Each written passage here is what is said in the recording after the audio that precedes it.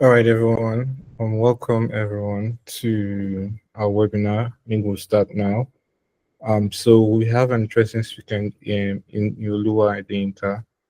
He's a software engineer with a lot of years of experience in software engineering, from web development, even all the way to using performing data analysis with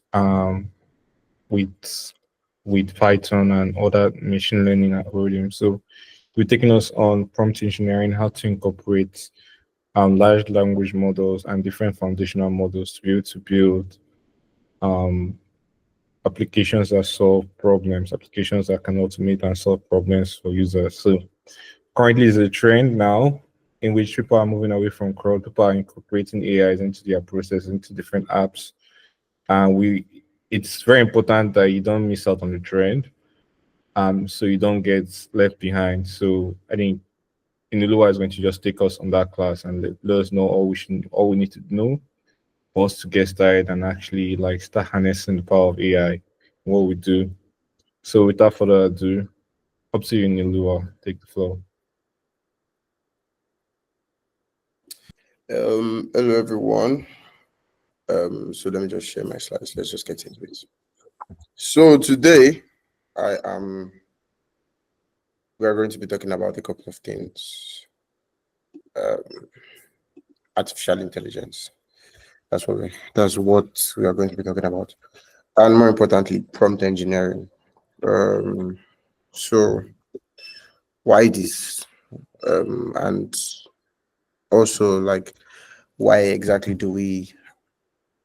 Why exactly should we care, or why exactly should we have this conversation? Um, so there is prompt engineering, and then there is prompt-based engineering.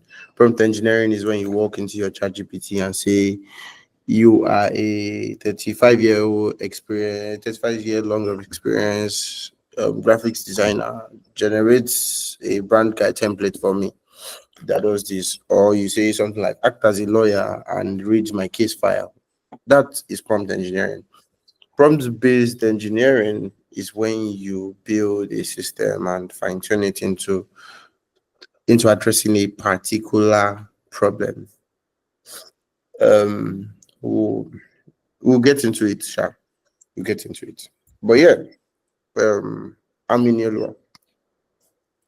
Inelua Adeyinka or John, whichever works. I am a software engineer at Window.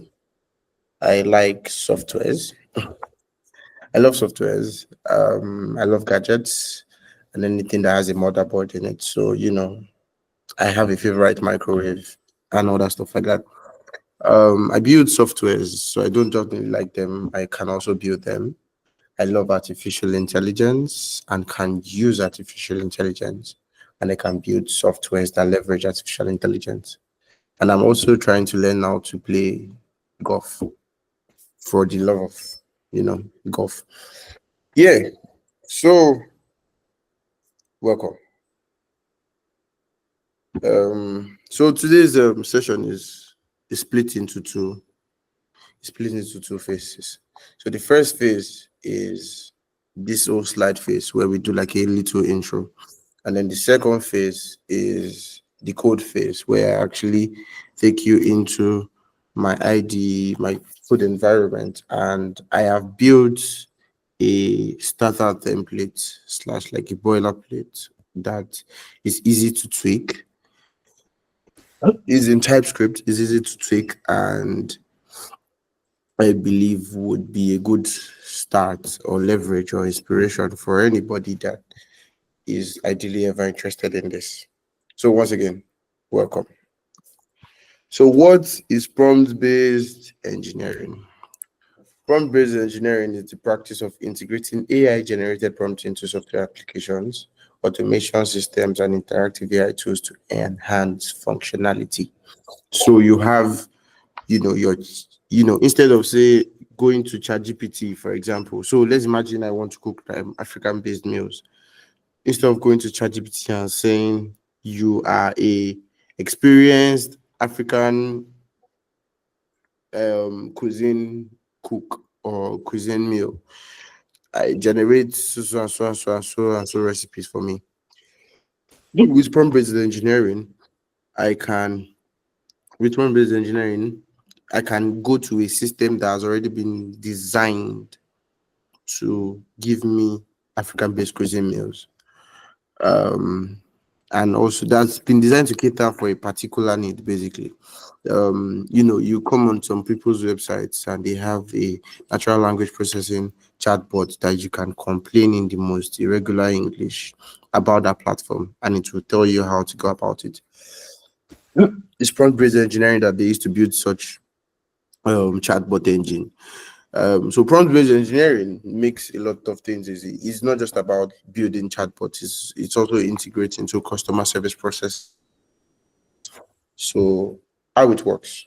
It uses short prompts as inputs for the AI models, then automates decision making and workflow processes, and enhances AI-driven applications like chatbots and assistants. It just basically takes everything from one, or like from zero. Software already takes things from 0 to 1, but prompt-based engineering takes it from 1 to 9. Basically, that's what it does.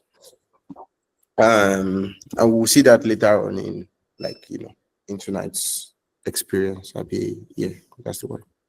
So key applications of prompt-based engineering, AI powered chatbots. For AI powered chatbots, we have customer support bots, code generation tools. We have GitHub Copilot. We have ChatGPT's code assistant that is available in IDs. We have AI driven content automation. We have SEO blog generations. We have AI assisted writings. We have Grammarly even. We have Grammarly for, for in grammar correction and other stuff like that. We have data processing and analytics. We have AI summarizing and interpreting data. For that, we have something called, I think there's something called Jasper AI. Yeah, that is just designed around data processing and analytics. And many more tools like that. But this is 4 sections of life that I have listed. But if you look around, there is a lot more. There's Perplexity AI that they use for research in gathering sources and other stuff like that. And there are a lot of AIs too, or AI engines or AI platforms or AI tools that have been built and that are just based off prompt engineering or prompt-based engineering rather. So next example, instead of manually prompting an AI every time, a prompt-based chatbot dynamically responds based on input and refines replies automatically. As I said earlier on in this wonderful evening. And why does this matter? So it matters because it reduces manual effort in AI interactions and enable AIs to assist in real-world tasks efficiently, form the foundations of AI-driven, and also form the foundations for AI-driven automation and innovation. Mark Zuckerberg and Elon Musk have said something. They said something like, I think a year or 2 years ago, where they said that they don't believe that there would ever be a mega AI. However, we would have AI systems or AI tools that are baked into every single thing that we do. So, you have a smart table that in your kitchen that is AI brain that has AI in it. That smart table is not going to read the news for you. That smart table is probably going to be designed to read recipes and also tell you when you're doing something wrong in cooking. You have a system that, as an engineer, we already have code systems, and we already have like intelligence in our code editors, but like our code editors would get better as time goes. Like you won't have to prompt AI for AI to get the job done, or for AI to make suggestions or corrections in your code, and that would only be because the IDEs are picked and they are tweaked with prompt-based engineering on it. So That is all on the why it matters. Um, the next tab I want to share is the repository that I have created. I would be dropping the link to that repository in the chat. I'm sorry. I'll be dropping I'm dropping that in the chat here. Uh, I'm sorry.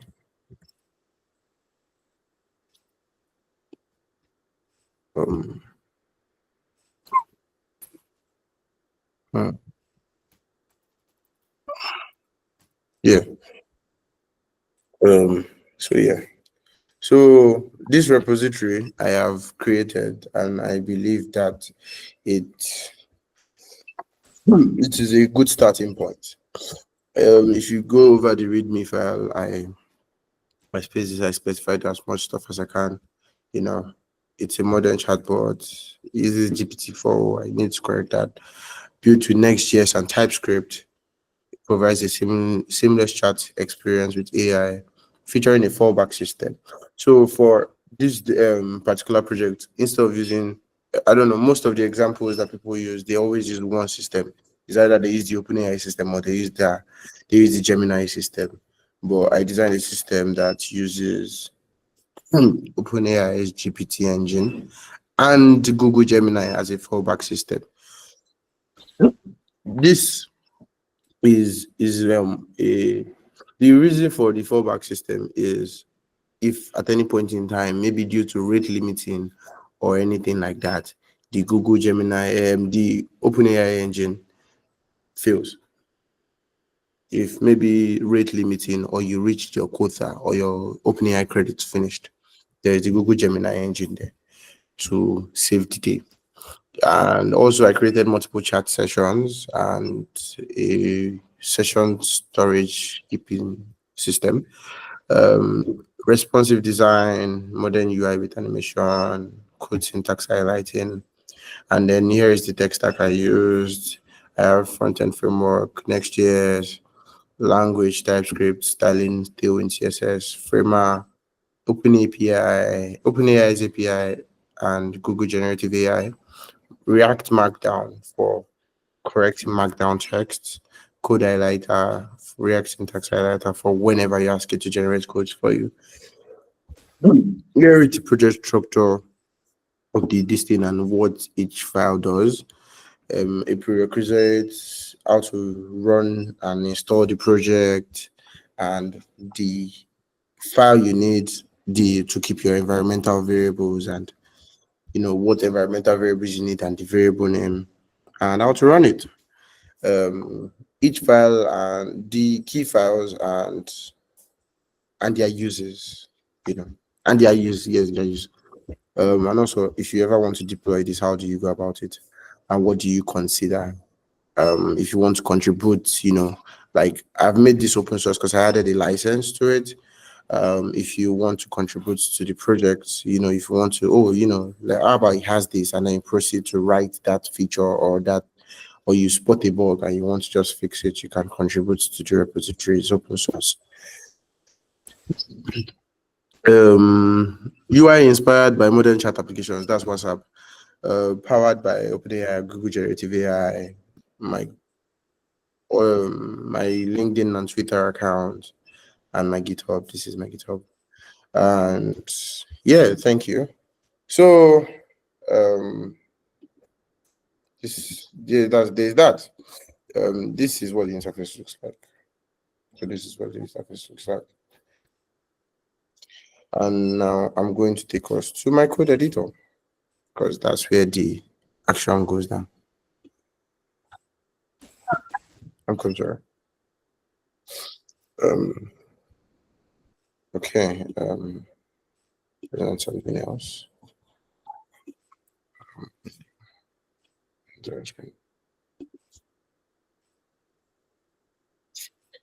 Okay, sorry. So can you see my screen? Okay, awesome. Yeah. You guys see my screen, right? Yes, we can. Okay, awesome. So, because of this particular class,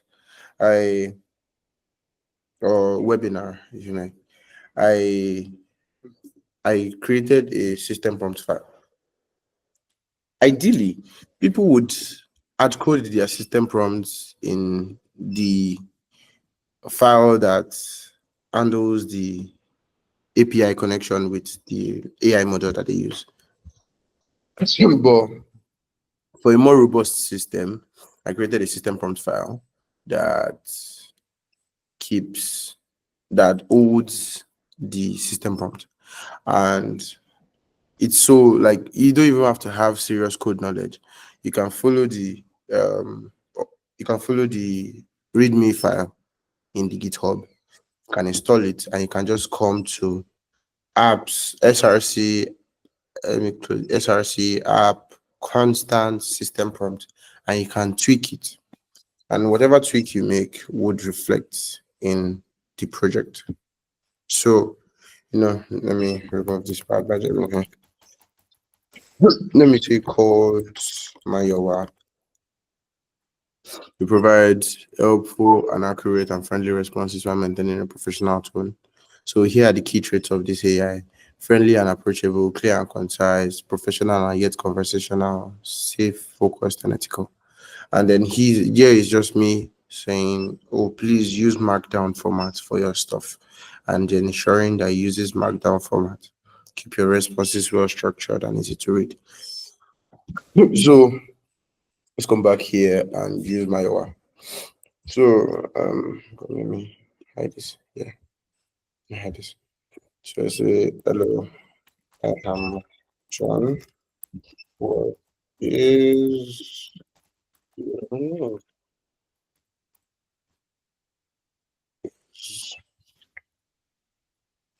So hello, John. My name is Mayowa. How can I assist you today? I need a recipe for banga soup. Still going to correct, so that's okay.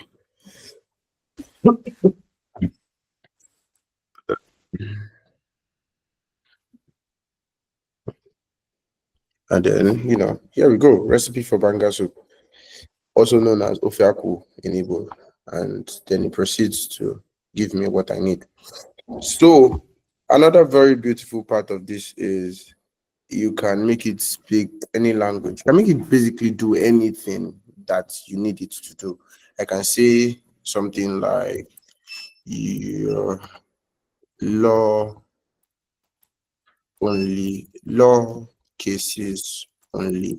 Um, and I can say something like response only in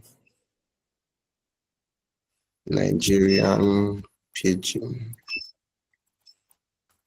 Pidgin. Save that. Let's compile. I say something like I need to cook. Let me just for safety's sake, let me double this and lay more emphasis on it.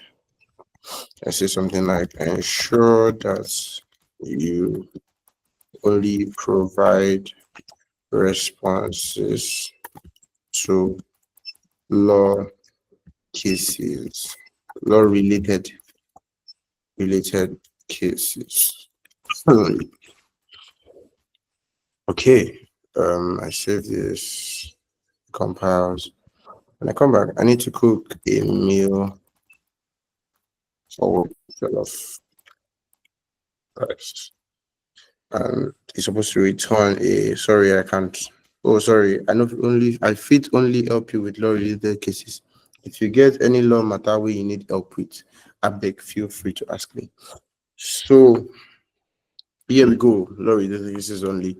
So I say I did police station for Surulere. Dem no gree make I call my lawyer.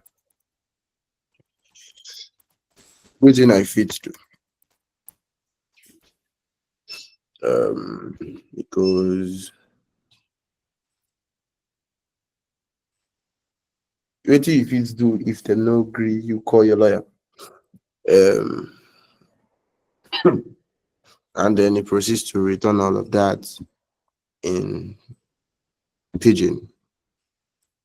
Um, and basically, yeah, what this system we basically made this system go from a system that can give you anything to a system that can only give you law related cases, and we can change this use case for like any use possible.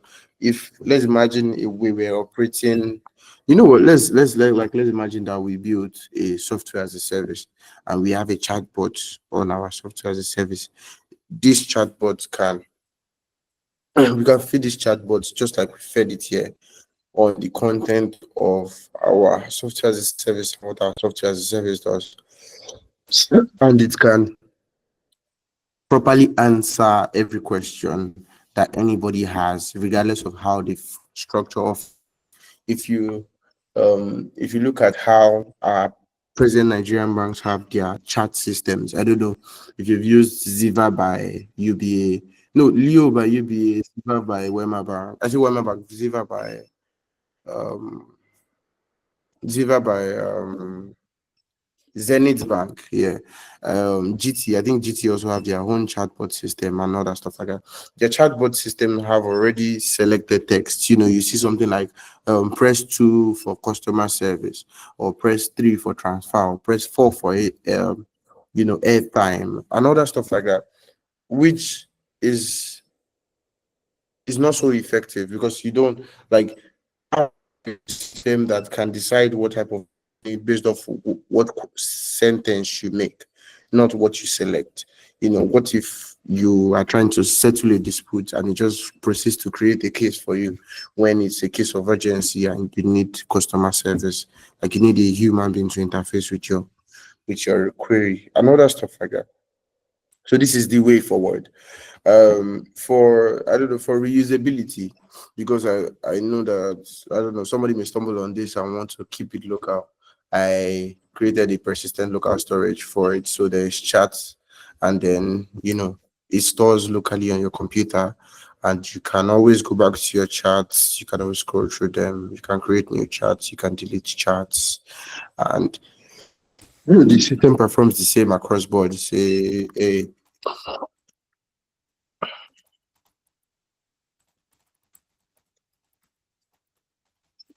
and within you fit,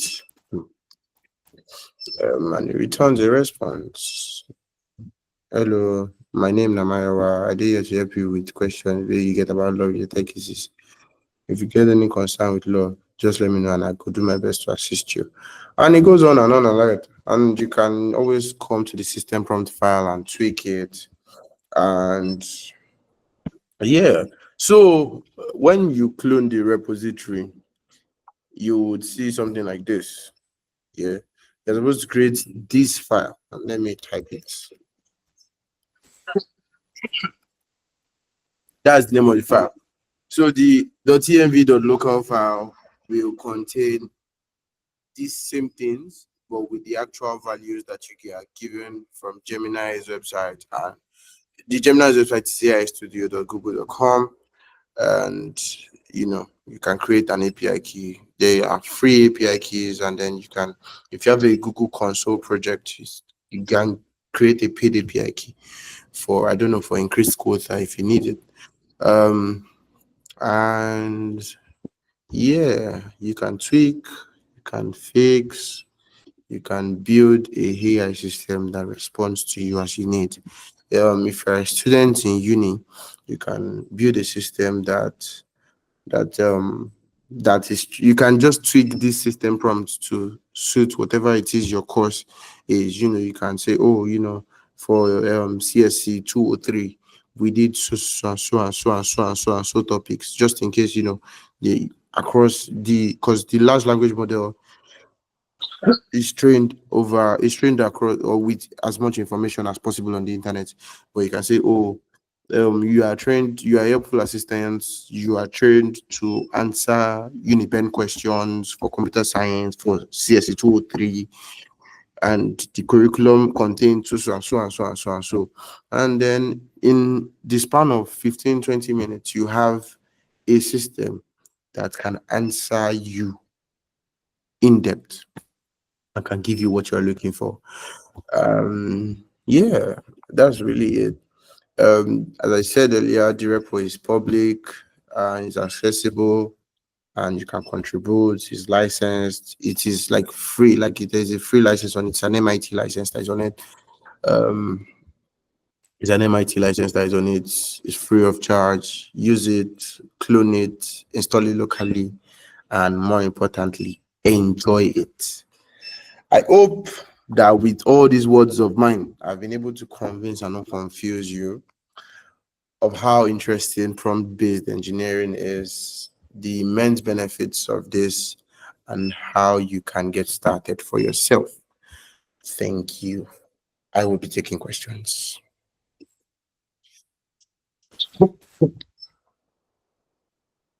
Thank you very much for the demonstration and also showing us like what you've been able to do. Um, yeah, so does anybody have any questions?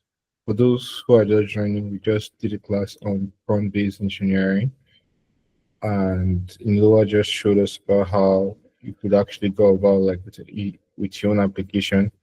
If you check the chats for those just joining, can you guys see the pinned messages? This is like links to the AI studio.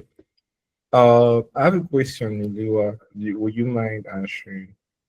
So let's say you Yeah. have like let's say you're doing this thing for a restaurant application. Okay. I- or let's not say a restaurant. Okay, let's just say like a restaurant application, and you're just trying to know like or a restaurant dashboard or something like that. You're just trying to know like the ideal way of having like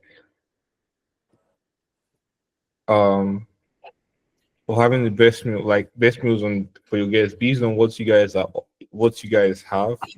And so but what you guys have is in like in database, and so is there a way to like can prompt engineering help you guys be applied in this certain way? Someone can just write a message, hey, I want to order this, and you can just go end to end, even like fulfill the order, not fulfill the order, but at least place the order in place of the person. And if that happens, what kind of applications would that be? Okay. So, thank you so much for the question. As I said, automations. So you have a database, you're a restaurant and you have a steadily updated database of all the meals that you have available in your restaurant. And you can connect an AI engine to it. And use prompt-based engineering to fine-tune that AI engine to help users get or select food based off their preferences. We can use proper formatting. You can use prompt-based engineering to return the responses to fit maybe food cards and other stuff like that, or to return the links to the food that it suggests, and you can bake the entire ordering process into the chatbot. Um, the product that we build at Windows is a fashion tech product, and we've baked it into Shopify. It we like you use our chatbots. You say, "Oh, I need a shirt," and next thing it returns shirts for you based off your preferences, based off what you've said you want. Or you need a shirt that is less than $50 and that looks purple. It returns shirts for you that are purple in color and that are less than $50, and you can literally just click add to cart, and like that's how it works. So yes, you can, and it fetches that shirt for you from the store of the data of the from the database of the store, from the database of Shopify store. So like it's not just Shopify that applies to you, it applies to every single platform that has a database attached to it. You can always connect your database to your engine, and you would literally feed the AI your database content, and it will be regularly updated and other stuff like that. You can dynamically fetch the data and keep it. I think, and use it to update your AI engine, and you can use it to serve your customers more. Okay. Thank you very much. Does anybody have any question? Um,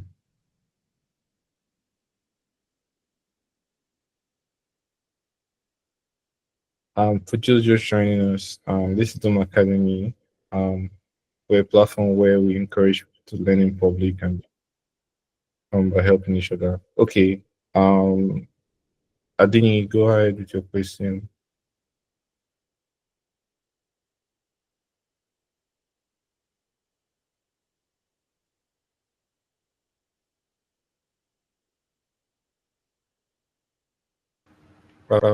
Sorry, Adini, I can't hear you. Can anybody hear Adini?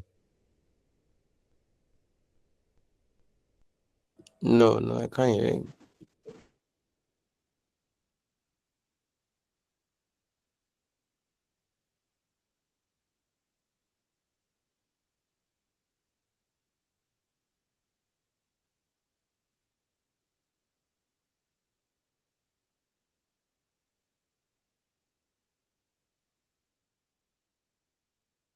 Okay, then you can join back.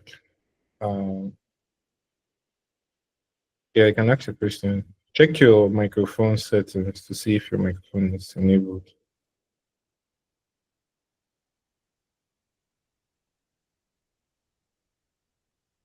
But if you're using an earpiece, you can disconnect it and use your directly your like your device microphone.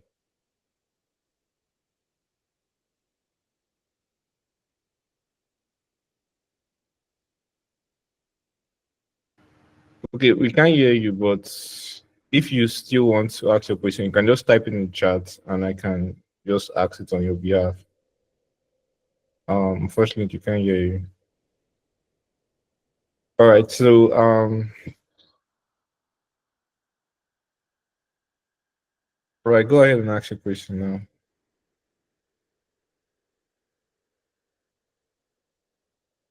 Okay, you know what? Then you just type your question in the chat and we'll read it from there. That was our question you have in the chat, or yeah, you can type it in the chat and we'll read it from there. Because we can't hear you at the moment. I don't know, something is up with your audio. Maybe a software problem or something. I don't know. Or maybe it could be just a minor issue, but we can't hear you. We can chat. You can just type a message in the chat and we'll respond to you from there.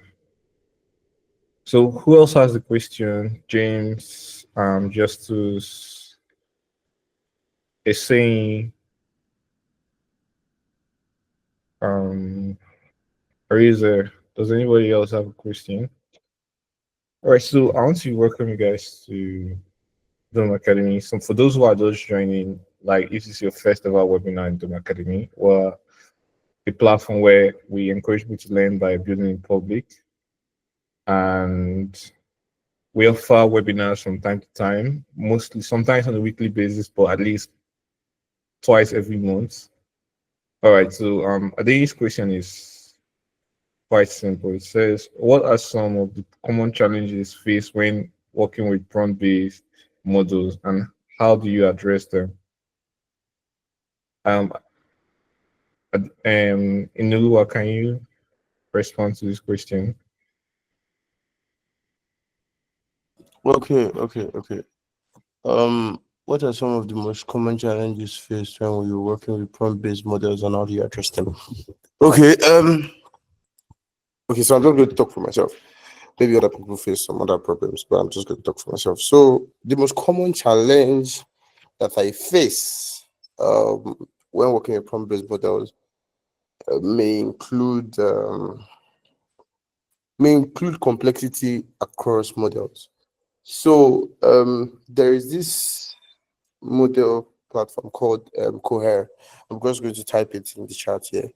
So Cohere has a free LLM model for you to like use. They have like a free consumable API for you to use. I used them like a while ago. So they have the command. That's the name of the engine. itself. So the command engine does not allow you customize name and doesn't allow you constrain it, as well as like you cannot easily constrain like OpenAI or constrain um, Claude Anthropic or constrain the Gemini engine. That command engine doesn't allow you to do that. Maybe because it's free, maybe because it's, I don't know. It just doesn't take your system prompt as seriously as you would expect it to. So the there is that constraint, like um the amount of emphasis you have to lay on the most important things may differ across different engines. I think another thing is loopholes.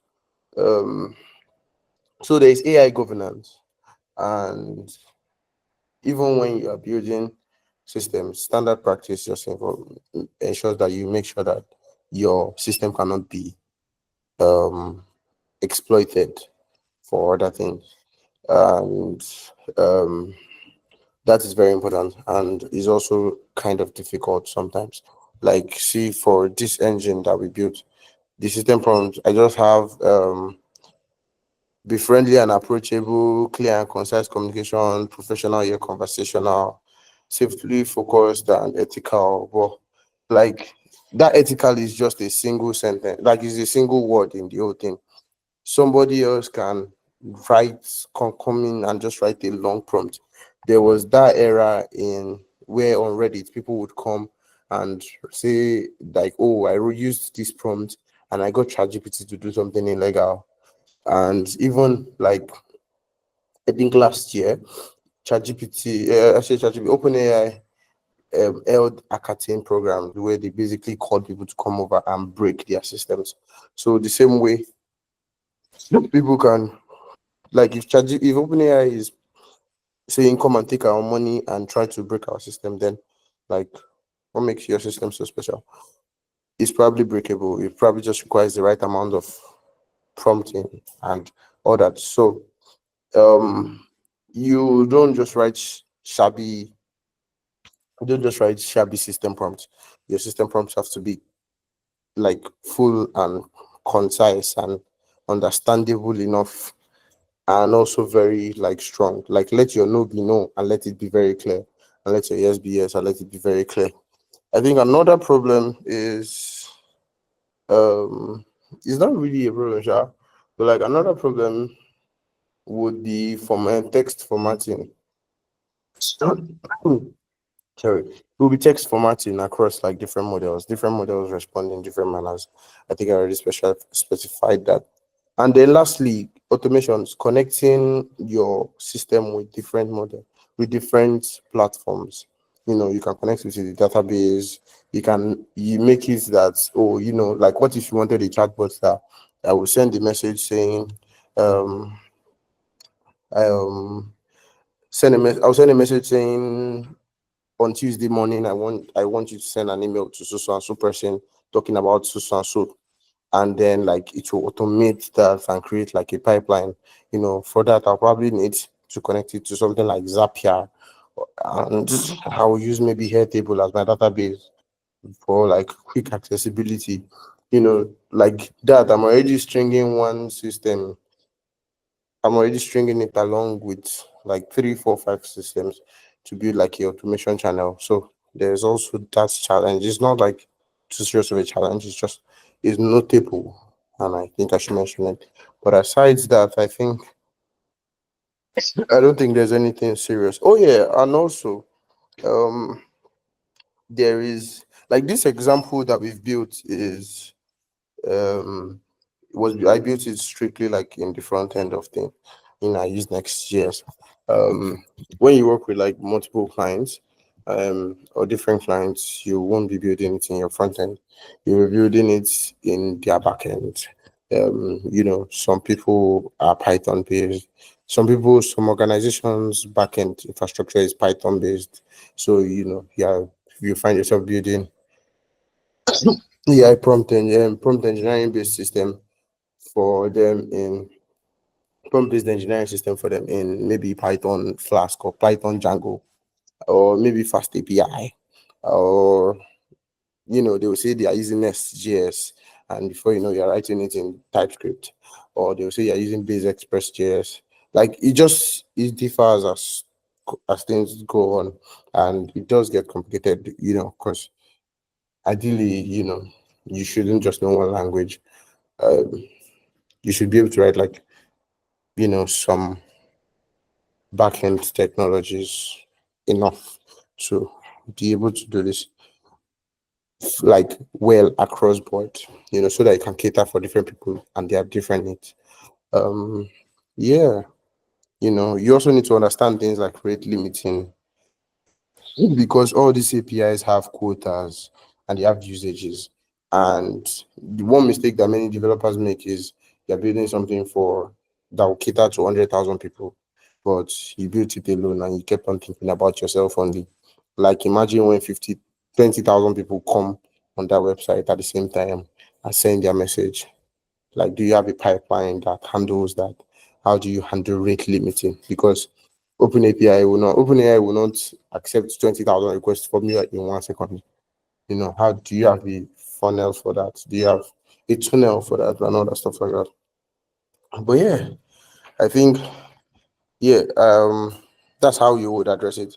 If you are building to cater for a large audience, you need things like rate limiting on your platform, because you will also run up the bills if you don't have such system. You need a waiting pipeline. You can also hash responses using things like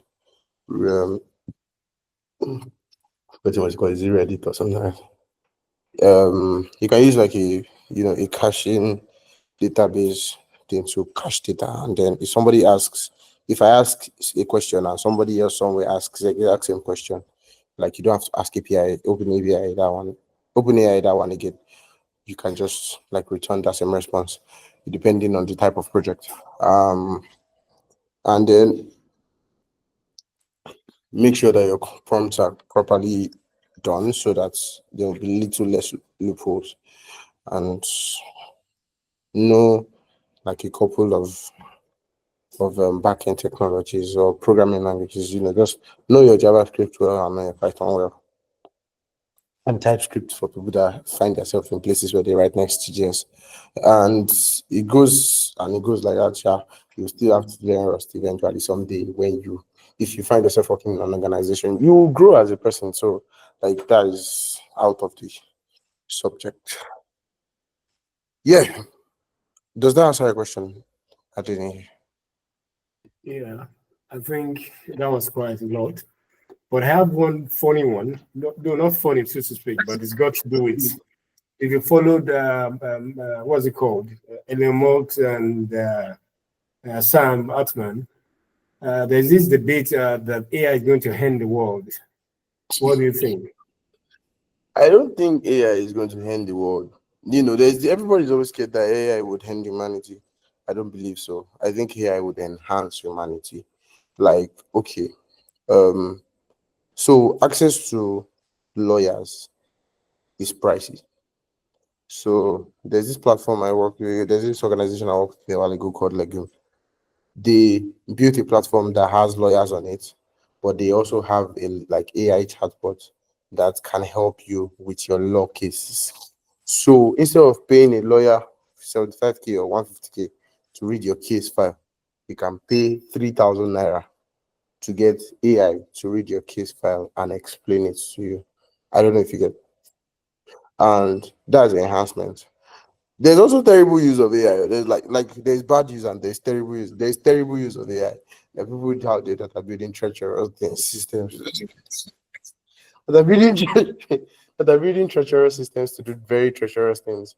But like there's also the positive side of things. There are people that are building AIs every day to enhance the quality of lives of humans. There are restaurants there that have AI systems built so that you get the best meal that will cater to your need. There is how Spotify is using AI to enhance music so much that a lot of people have already turned to DJs in their head. There is there's a lot of use of AI that is just there to make life easier and make life better. Even like where I work, like there was a time, like I heard of this hospital. that built, like they had a custom hospital management system built that had AI baked in it, that just basically made suggestions, not to the patients, to the doctors. You know, the like that AI was even so was really wild. From the point of registration from the point of registration to the point where they take the patient's via vitals at the nurses station, the AI would factor in all of that. It factor even the person's height, and then it will now like factor in the tests that they do, and then it should just make suggestions for their diagnosis. But like his suggestion is not a defining statement. And then the doctors can see that instead of doctors just testing and testing and testing for what is not there. So like enhancement, yes. Ending humanity, no. No, it can't. It can't. It can't. We won't let it. I think that's the word. We won't let it. Yes, won't let it. But yeah, that's it. Do you have any more interesting questions for me? Because this one was an interesting one. Thank you. Mm. Finally, is there any project you worked on that you can share that is your topmost, at least that you know is the best of your projects that you want to share? Maybe much later as a link we can just go through. Thank you. I have a couple of projects. Some public, others I've done my part there. There is this one that I built January 1st that the owner of the actual thing is still misbehaving. But I was going to share it. I built this. It's supposed to just connect people with schools based off like preferences. As a preferences based off like a couple of questions. It was built with people that are just migrating into the UK in mind. There's that. There is another one I am building, which link is not publicly available yet, even to me. That I've just created the APIs and the API server, and I've just hosted that for them to use. That does that helps course creators with the content of the course that they are building. Is of a platform called Ladder. There's also this platform for HR for hiring called Tiago. The Tiago has a grading system. So, like when you apply for a job, you send your resume. So the Tiago system is going to evaluate your resume. The system, the AI prompting, the prompt-based engineering system that I built for them evaluates your resume and sees how relevant it is when it comes to the job that you're applying for. And then it scores you. And then you now do something called a culture fit test. And then the system scores you for the culture fit test. And then you now do like a assessment that is AI generated. If it's a technical role, you get a technical test. If it's a non-technical role, you get like non-technical questions. And then the AI scores you depending on if it is like technical roles don't get MCQ questions. Non-technical roles get MCQ questions. Technical roles get technical questions because there's no one way that enters this market now. So AI would mark your answers and would basically suggest like, okay, like say maybe if you follow standard, like just because somebody's code is correct doesn't mean they follow standard procedures of things, of operations, or standard code writing procedures. Like the AI would be the one that checks for all of that, and that gives suggestions. And at the end of this whole thing, the AI looks at everybody's score and recommends the top applicants. So there's that. Is available on Tiago. Tiago is the name of the platform. Yeah, there's Window. Window, what we do at Window is fashion tech. That product is not completely out yet because Shopify is still verifying our details. Um, yeah, and there are a couple of like little things I've done there, here and there. There is Legume. The Legume app is available on Apple Store and Android Store. The chatbot there was my handwork. And a couple of projects that never made it out of my laptop. and a couple of projects that are in my GitHub that are just laying through. Yeah, that's really it. That's Finally, really which of the what's it called? Tools are you that's a programming language are you versed in that you use mostly? I really like, for when I'm writing backend tools, I like to write for when I'm writing backend, I like to write it in fast API. It's just a lot beautiful. I like to write I like to host. So this is the what I do here. Instead of baking my system into people's existing system, and then whenever their system crashes, mine crashes too. I like to build AI systems as microservices, and even many founders to like they prefer to just stand alone on its own, so that I don't know they are scared, but like it works. It's a good fear. So I like to build it in fast API. But then there was this one time that I built it in Nest.js, but it wasn't necessary. It was just to brag. Um, yeah, but like if I had to pick one language and one framework that I'm going to like use for the rest of my life, it's going to be Fast API in Python. Um, Other times you can always just build it in Express.js. I think I have one AI running in Express.js actually, one AI system running in Express.js. But then there was particularly, I think, yeah, I wanted to run it as serverless. I wanted to run it off like as a serverless backend system, and I hosted it on Vessel. Like that was particularly why. It wasn't because of anything other thing. It was because of that. Because I didn't want to use render.com's free trial because it goes to sleep and all that stuff like that. But yeah, my most preferable one is Fast API, Python, or Flask if I cannot use Fast API, which I don't see why I won't. But yeah. All right, Thank you very thank much. What did you say? Yeah, I said thank you very much. That'll be all for now. Oh, thank you. Thank you. Sir. all right. Thanks very much for being part of this class. Thank you very much, Nilua, for sharing a lot. I will be sharing a link to um our WhatsApp group. So if you want to be a part of our community, you can just click on the link and it takes you straight to our WhatsApp group. For those of you just joining us, we just concluded a class on AI, on deep dive to prompt engineering, and we had live demos. This class was recorded, so all the questions, all the demonstrations, all the slides, and everything were also shared. If you want access to the slides, I'm going to share it right now. So in case you left and didn't see it, I'll just share it now and pin it. Okay, sharing. I'll just share it right now and pin it. So in case you need access to the slides, this is it. And also you can also visit our website, dominicative.com. Currently we have a free course on Git and GitHub, how to use Git and GitHub. So if you want to refresh your knowledge on Git and GitHub, or you just want to learn about Git, like you don't know much about Git, you just want to know how to properly use it, especially in building applications that people use, especially if you're working in an organization. That course is going to take you through, it's going to be comprehensive from start to finish, from getting started to being able to even host your project using and using on GitHub. So that's what we went through with the course, and it's completely free of charge. Just go to domination.com and I can just send you directly the link to the course. That's domination.com slash intro to Git. I'll just share it here. So in case you're interested in the course, you can just take it for free. It's also absolutely free.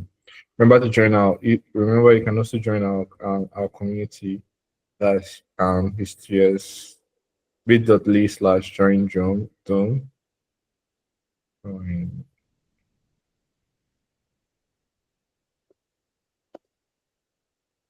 Yeah, so that's the community. So you can always join our community and you can learn more about it. You can also follow us on Instagram. I'm at Join Dome Academy, or on X, that's Twitter, on joined Dome Academy also. So the same distance. So we share different nuggets from time to time and also the valid contents for those who want to learn or want to keep up to date with what's going on in technology, skill acquisition, improving yourself, and even going to the next level in your career. So thanks so much for joining, everyone. Like I said, this class is recorded. See you guys next week. We're going to have an interesting class on backend engineering, and this time around, we're not just going to be looking at doing the operations in backend engineering. We're also going to look at beyond code operations. So we're going to look at things around security, things around performance optimization, things around scaling, and just some other stuff you just need to know to be like that you need to know to move to the next level in back engineering. Because I feel like when most people do back engineering, they just feel stuck at just making API endpoints and doing code operations. There are so many things involved in back engineering. It's just a vast field. And I feel that we will just want to cover it and let you just be aware of that. So you just be more valuable in your career. We can use what you learn to actually apply to the jobs you have or work you're currently doing. So yeah, thanks everyone for joining. If you're just joining, don't worry. This class was recorded. So by tomorrow, the recording is going to be made available. Um, and for you to have access to the recording, just join our community. Like I said, is our WhatsApp community is bit.ly/join Dome. Join our community, and you have access to the recording. Thanks everyone for being a part of the class. Have a nice one, everyone. Good night. Good night. Thank you very much, Good everyone. night. Bye. Good night.